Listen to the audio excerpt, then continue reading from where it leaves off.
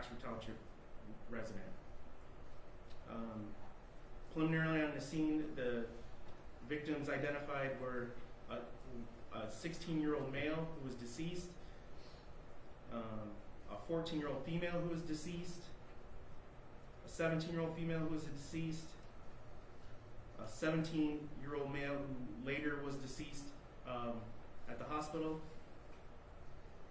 a 14-year-old male, gunshot wound, 17-year-old female, gunshot wound, 15-year-old male, gunshot wound, 17-year-old male, gunshot wound, 47-year-old female, gunshot wound, 14-year-old female, gunshot wound, and a 17-year-old female, gunshot wound. As a result of this, Ethan Crumbley was lodged at Children's Village on homicide and attempt homicide with the on-duty referee approval. There was a weapon recovered from Ethan. It was a 9mm 6-hour automatic handgun. The additional investigation revealed that school security video of the shooting incident perpetrated by Ethan. The school security video shows Ethan exit a bathroom in the hallway and begin shooting at students, then proceeds to shoot students who are actively fleeing. He continues to shoot in a deliberate manner until apprehended by deputies. 2 separate videos recovered from Ethan's cell phone taken in a search warrant depicted a video made by him the night before the incident wherein he talked about shooting and killing students the next day at Oxford High School. Further, a journal was recovered from Ethan's backpack, also detailing his desire to shoot up the school to include murdering students. A preliminary review of social media accounts indicate that Ethan Crumbley had access to a firearm and he practiced with a 6-hour handgun. Thank you. And I just would ask the people, because these individuals weren't specifically identified by name. Is that because they are minors? Does that need to be done as it relates to each particular victim? They are in the complaint and warrant, but obviously not sworn to by the officer here. Judge, they are listed in the complaint and warrant, and at this stage, I'd ask Lieutenant Willis to name those individuals so that the square to is consistent with our complaint and warrant.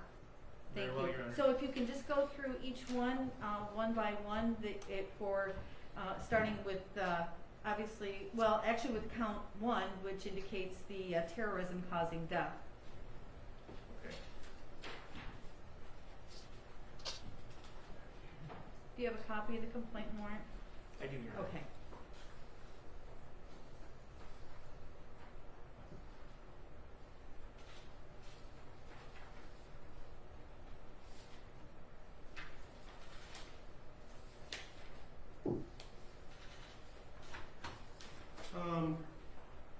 Count 1, did knowingly, willfully, deliberately, and with premeditation commit murder in first degree, a violent felony that the defendant knew or had reason to know was dangerous to human life when intending to intimidate, coerce a civilian population, to wit, the Oxford High School community, and cause the deaths of Madison Baldwin, Tate Meyer, Hannah St. Juliana, and Justin Schilling. Okay, thank you. And then you have 4 counts of homicide first degree. If you could just indicate those individuals that are deceased. Yes, ma'am. So the deceased are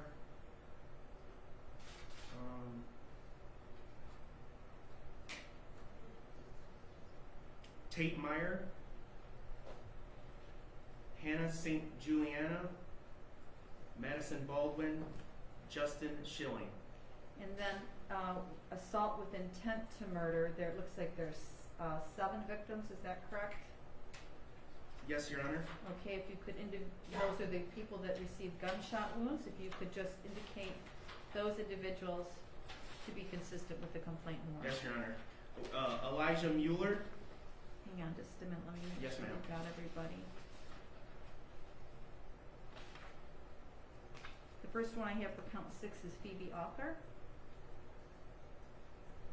Is that, I'm looking at the complaint and warrant. Yes, Your Honor. I'm going off my notes. I apologize. Okay, just look at the, if you could Yes, just do me a ma'am. favor, no problem. Just look at the complaint and warrant. It's really, it should be real easy.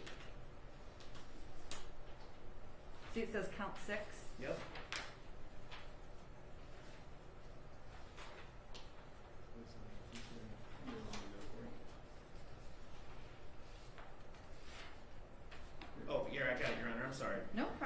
make an assault upon Phoebe Arthur with the intent to commit the crime of murder. Thank you. And go ahead, count I'll 7. just go, yep. Did make an assault upon John Asudo, I apologize, with intent to commit the crime of murder. And count 8. Did make an assault upon Molly Darnell with the intent to commit the crime of murder. And count 9. Did make an assault upon Riley Franz with the intent to commit the crime of murder. And count 10. Did make an assault upon Elijah Mueller with the intent to commit the crime of murder. And count 11.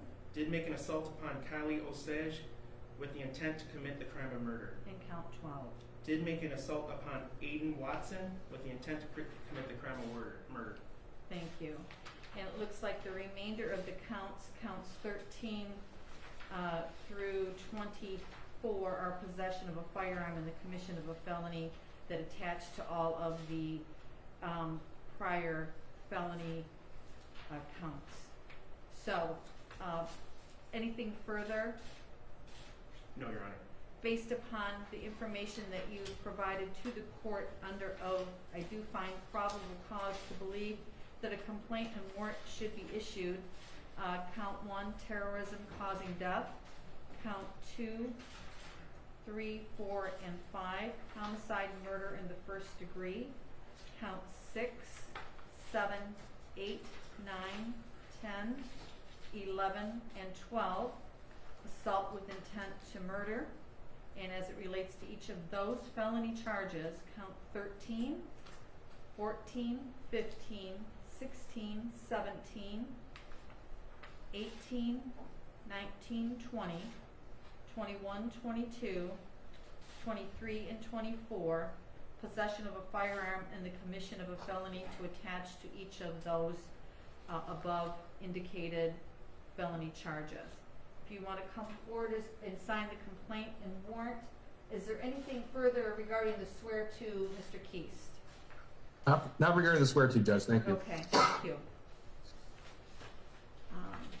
May I approach her? Of course.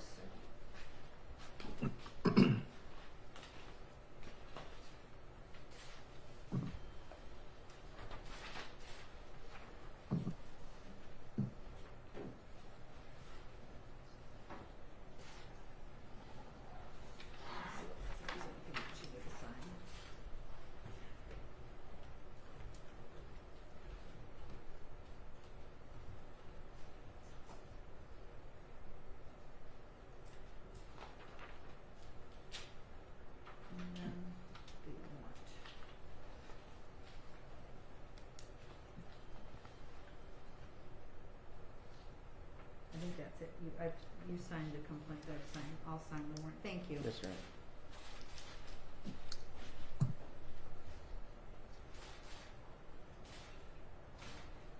Okay, it's my understanding that we may be able to arraign Mr. Crumley today. Do we have, I've asked my law clerk if we can get him from, oh, here it looks like Children's Village. We'll have him brought in.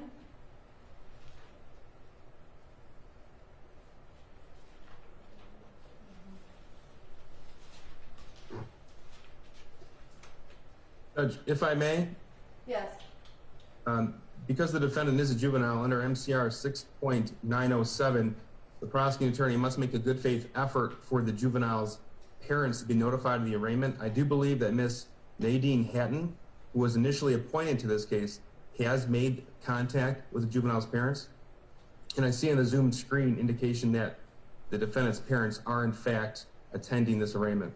That is correct. I do see, I'm not sure that that is them, but they are identified as Mr. and Mrs. Crumley parents, so I assume that they are in the courtroom. Their video is not on. I don't know if their audio is on. I assume that it is.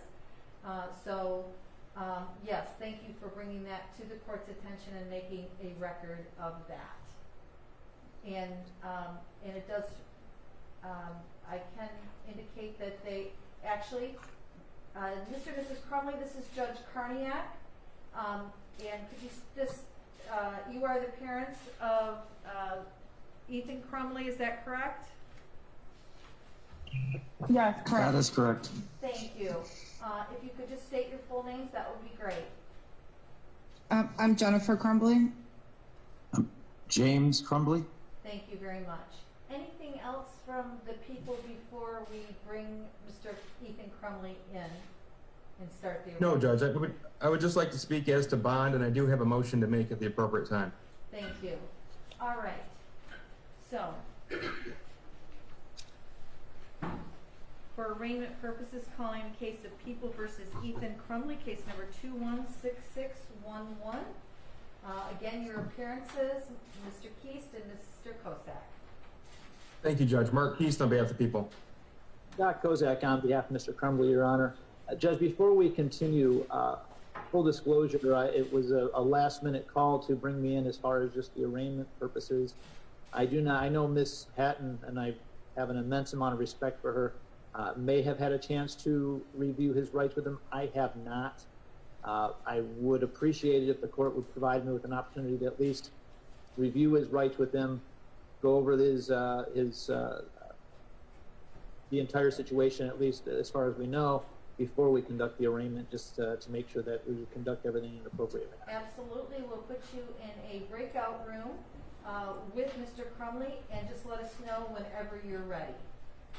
And Your Honor, Nadine Hatton, that is correct, the information that you have been provided, and I apologize for interrupting. I was the attorney assigned to Ethan Crumley on the juvenile matter. If Mr. Kozak does not mind, I would like to join the breakout room with him. I have had an opportunity to advise Ethan of his trial rights. I spent over an hour talking with Ethan, and so I want to make certain that he is comfortable and understands everything with Mr. Kozak. So if the court would allow me to join the breakout room, if Mr. Kozak does not have any objection, I would appreciate it. Certainly no objection. I think it's very appropriate under the circumstances, and we'll put the three of you in a breakout room. Just let us know when you're ready. Okay, thank you, Your Honor.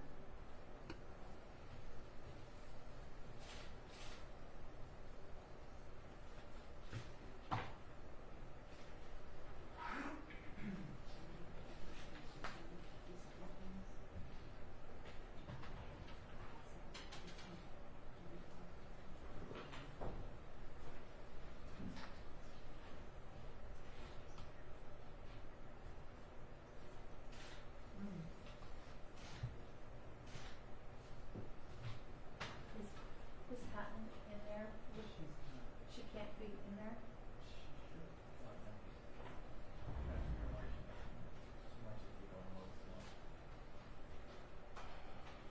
It looks like she's frozen.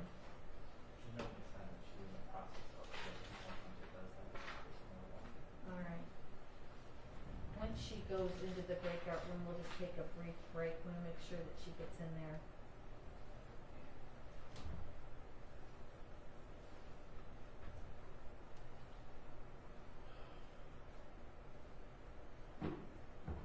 You want to take her out and put her back in? Oh, there she is. Okay. All right. All right, we're going to take a few minutes recess, and then we'll come back. And we'll try to handle those cases as quickly as possible, Mrs. Scott, afterwards. Thank you. Thank you, Your Judge. Honor.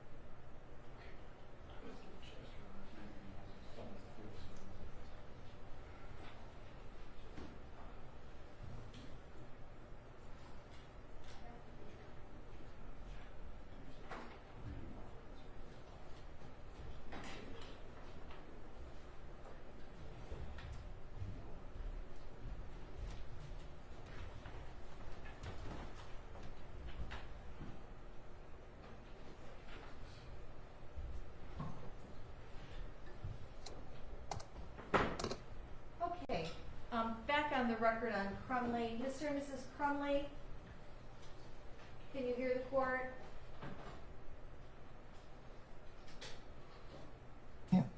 Yes, we can. Thank you. I'm assuming that you would like to be put in the breakout room with your son and his attorneys, is that correct? Yes. Okay. Yes. Yes, please. Okay, we will do that. We will put you all together. Thank you.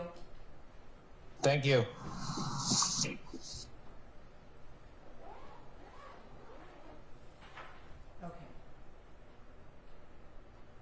All right, take another break.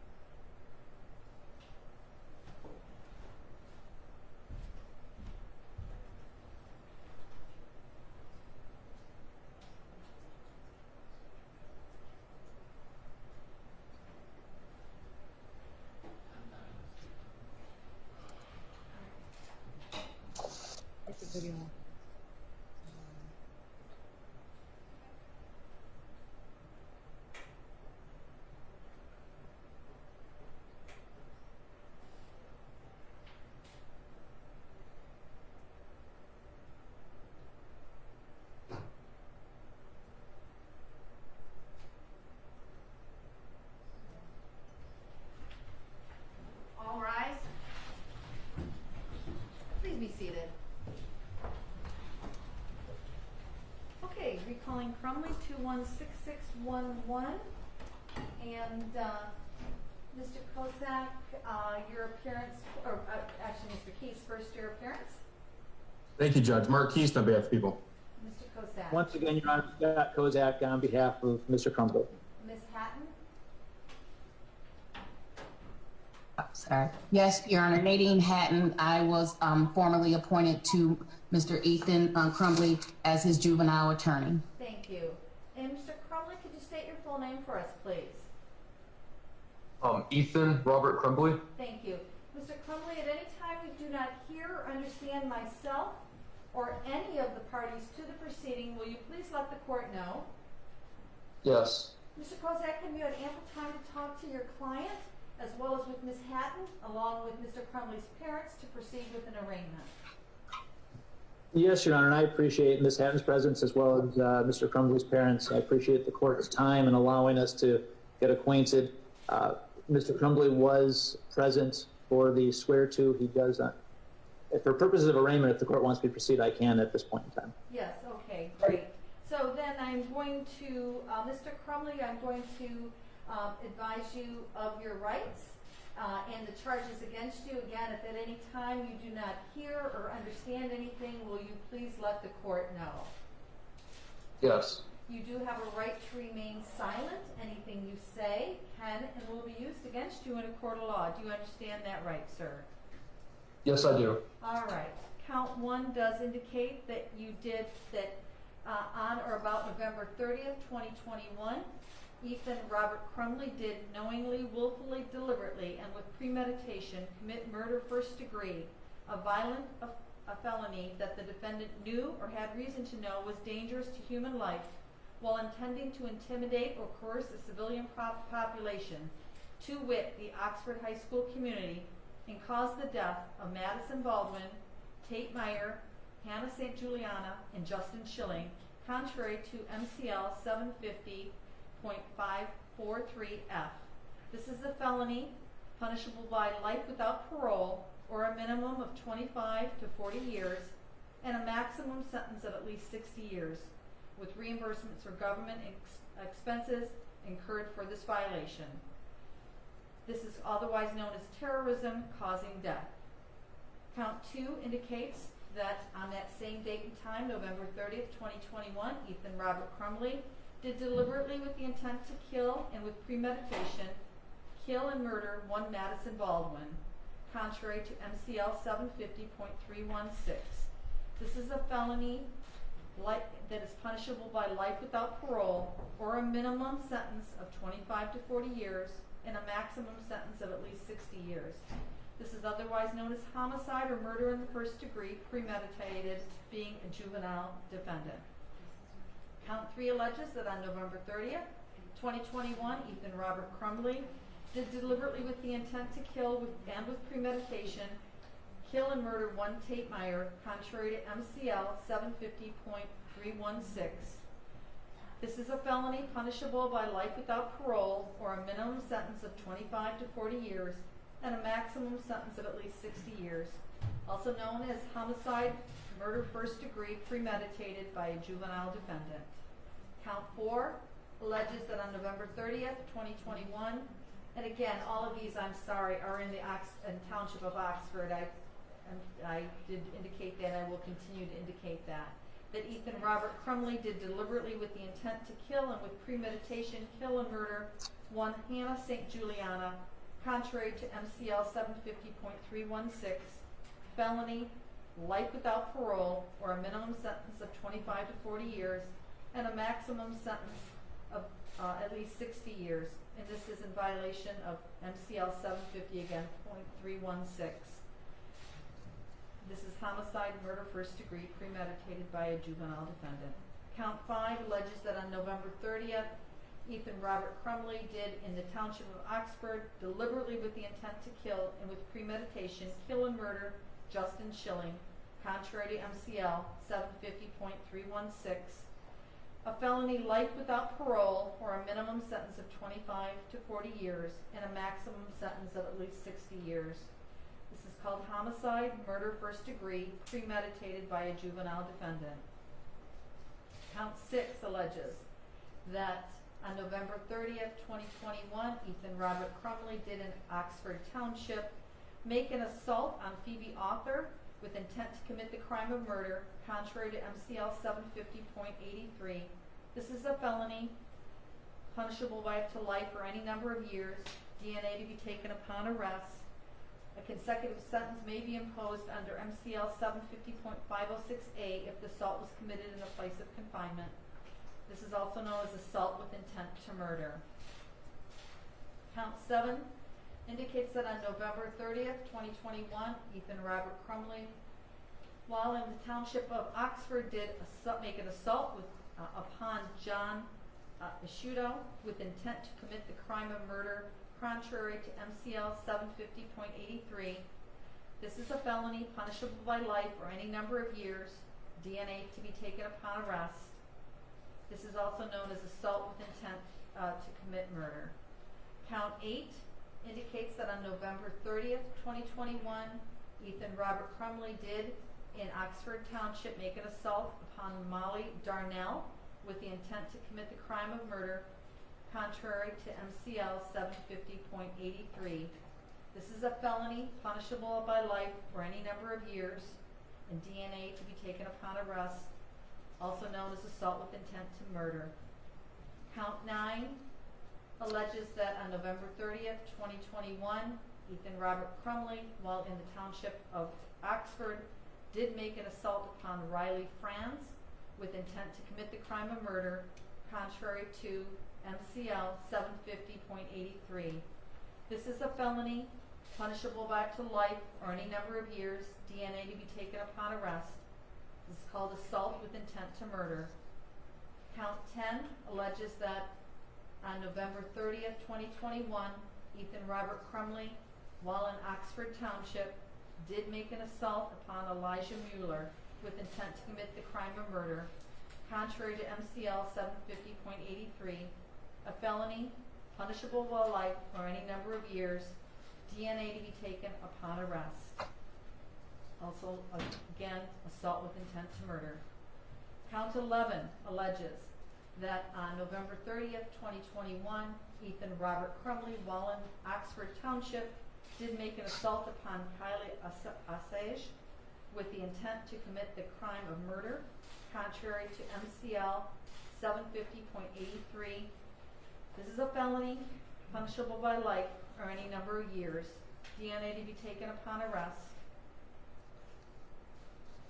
Count 12 indicates that on November 30th, 2021, Ethan Robert Crumley, while in Oxford Township, did make an assault upon Aiden Watson with intent to commit the crime of murder, contrary to MCL 750.83, a felony punishable by life or any number of years, and DNA to be taken upon arrest. This is also called assault with intent to murder. There are now 12 counts of possession of a firearm in the commission of a felony. Counts 13, 14, 15, 16, 17, 18, 19, 20, 21, 22, 23, and 24. They do allege that on November 30th, 2021, in Oxford Township, Ethan Robert Crumley did carry or have in possession a firearm, to wit, a pistol at the time he committed or attempted to commit a felony, to wit, terrorism causing death.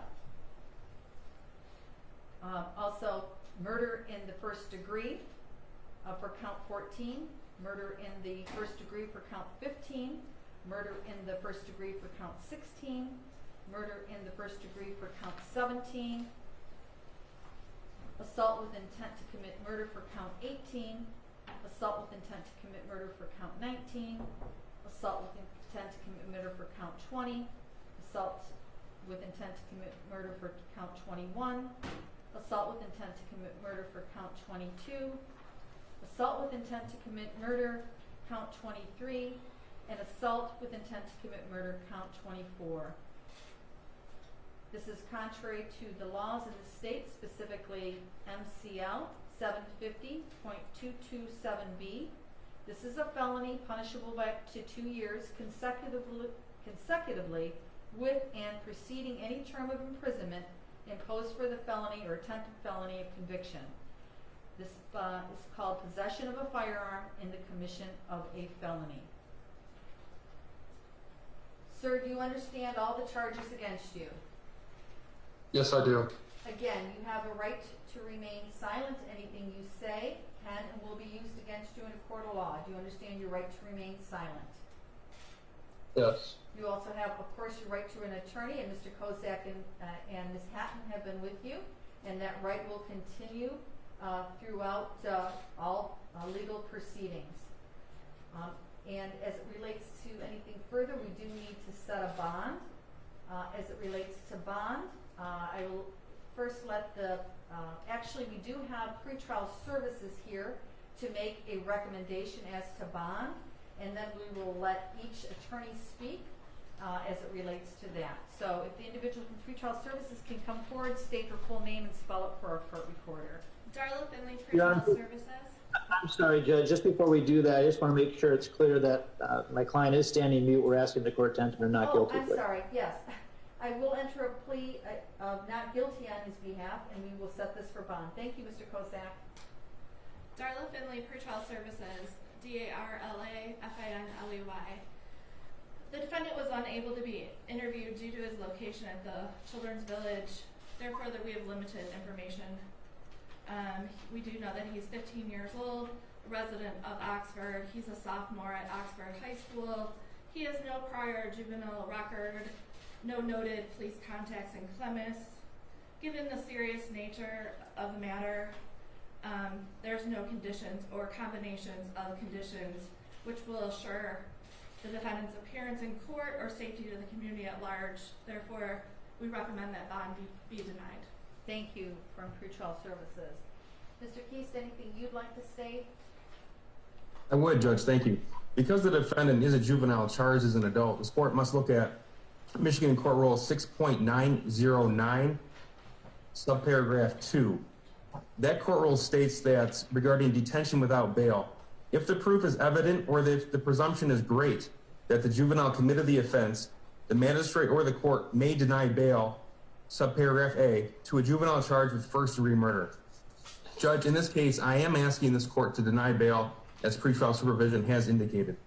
As a offer of proof, I think it's appropriate for this court to have a brief chronology of what happened on November the 30th, 2021. As you heard during the swear-to, Judge, Oxford High School is equipped with surveillance video. We've had the opportunity to review that surveillance video just this morning. And what's depicted on that video, honestly, Judge, I don't have the words to describe how horrific that happened on November the 30th. It depicted just before 12:51 p.m., this defendant entering a bathroom with a backpack. A minute or two later, he exited the same bathroom without the backpack, but with a gun in hand. At that point, he methodically and deliberately walked down the hallway, aiming the firearm at students and firing. Right outside the bathroom, he began firing, Judge. After children started running away from the defendant, he continued down the hallway, again at a deliberate and methodical pace, pointing and aiming inside classrooms and at students who hadn't had the opportunity to escape. This continued on for approximately 5 minutes. The defendant went to another bathroom. As deputies arrived, he set the firearm down and he surrendered. Judge, a preliminary review of the defendant's social media accounts, his cell phone, as well as other document evidence recovered on scene showed that this defendant planned this shooting. He deliberately brought the handgun that day with the intent to murder as many students as he could. Judge, I believe no bond is appropriate. And again, like I stated, at the appropriate time, I'd like to make a motion to transfer this defendant from Children's Village to the Oakland County Jail. Thank you. Mr. Kozak? Your Honor, understanding the extreme nature of this case and understanding the circumstances at hand, and having spoken to Mr. Crumbly as well as his parents, I'm going to leave the setting of the bond and the discretion of the court. Thank you. Anything further from Ms. Hatton? Nothing further, Your Honor. I leave in the discretion of the court. Thank you, and I'm assuming you don't want your client to speak. That's correct, Your Honor, on both Mr. Kozak and my behalf. Thank you. I do believe, based upon all the information that's been provided to date, that a no bond, a denial of bond is appropriate pursuant to court rule, and I will order no bond on this case. Of course, your client does have a right to a preliminary exam within the statutory 21-day time period, as well as a probable cause conference. I don't know if the court should have set something, or have we set something, do we know? Oh, it's on the front of the file?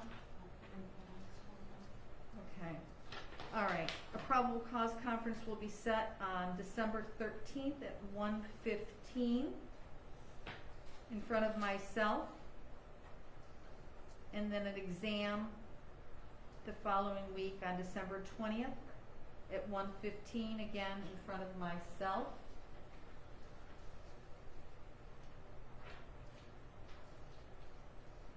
Anything further from the people or the defense?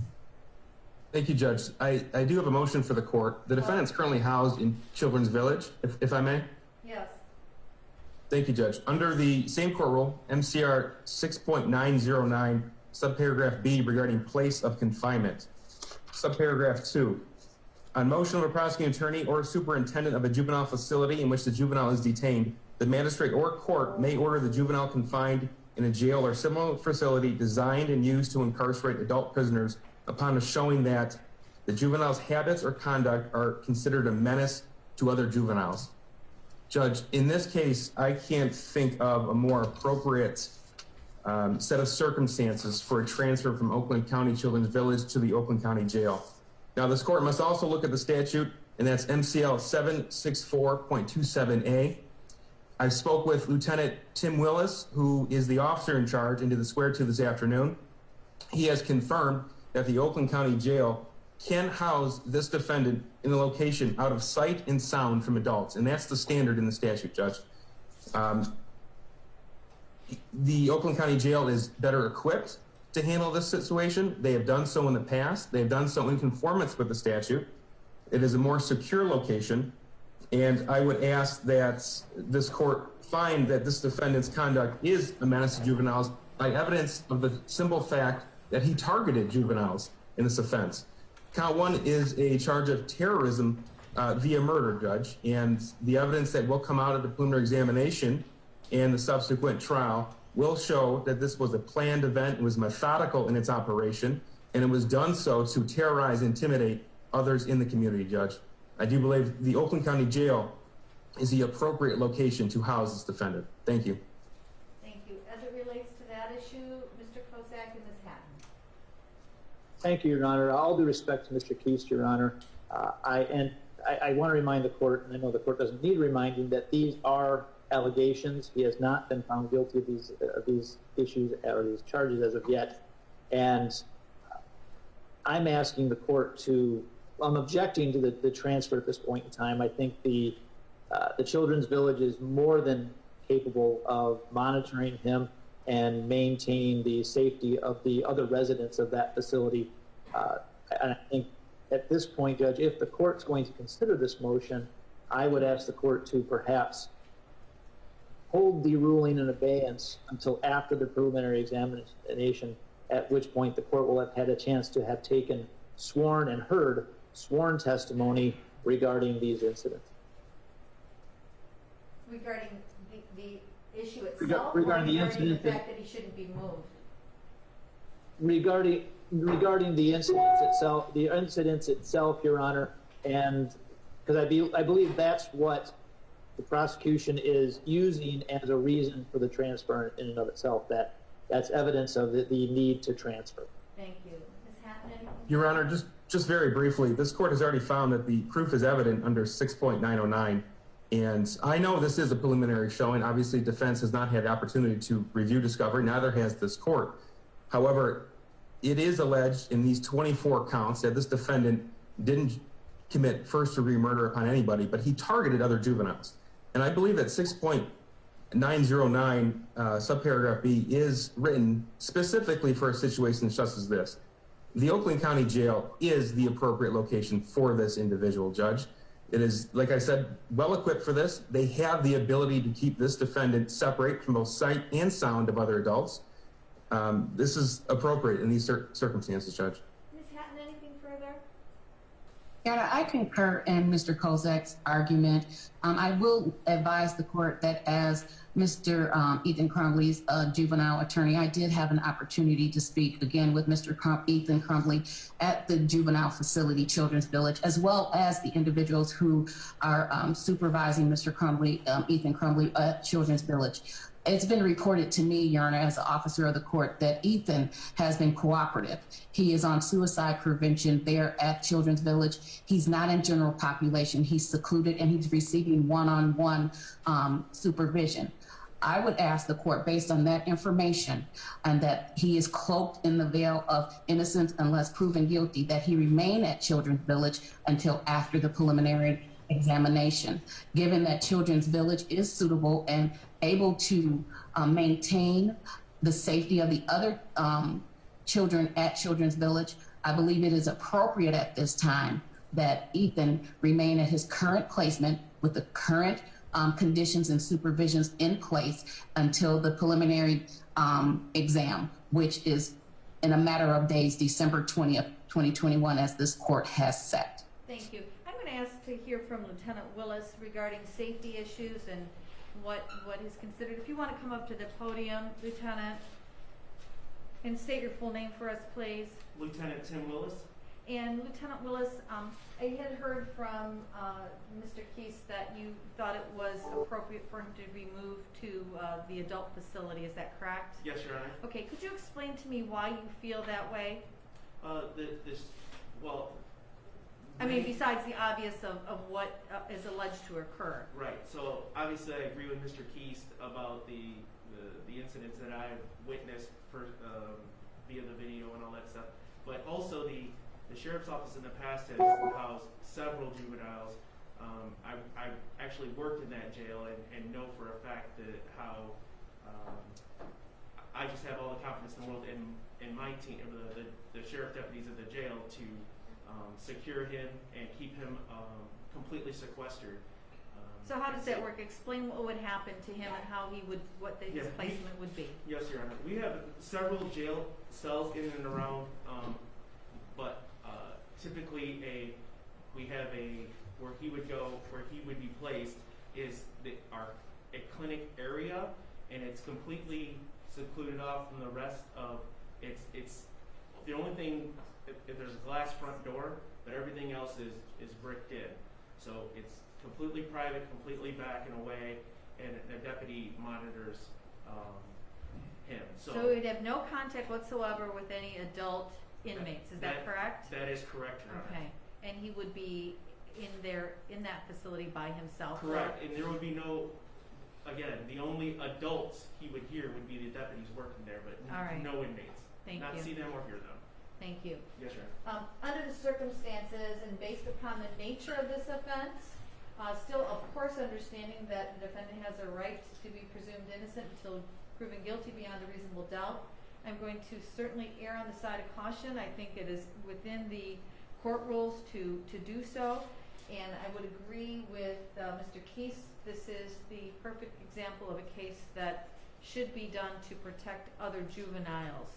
So I will have him move to that facility, as has been indicated that he will be in isolation and will not be in contact with any other adult inmates, but only that of sheriff's deputies. Anything further?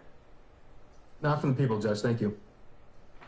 Thank you. All right. The only other matter would be making sure that he has counsel at the date of the probable cause conference. I'm not sure if the court has paperwork already prepared on his behalf, but he will need court-appointed counsel at that point. So I'm not sure who that obviously is done by circuit court. Do we know what's going on in that regard? He will just need to fill out the court-appointed attorney request, Judge, and they will get that to circuit. Okay. So, all right. Mr. Crumley, we want to make sure that you have counsel at each and every future court date. So we're going to make sure you have that paperwork today to fill out so that you will have an attorney present at your probable cause conference, your preliminary exam, and all future proceedings. Do you have any questions about filling out that court-appointed attorney form? No, Your Honor. Okay, thank you, Mr. Kozak. Okay, if there's nothing further, we are in recess. Thank you. Thank you, Judge. Thank you. Thank you, Your Honor. Thank you. Your Honor, may I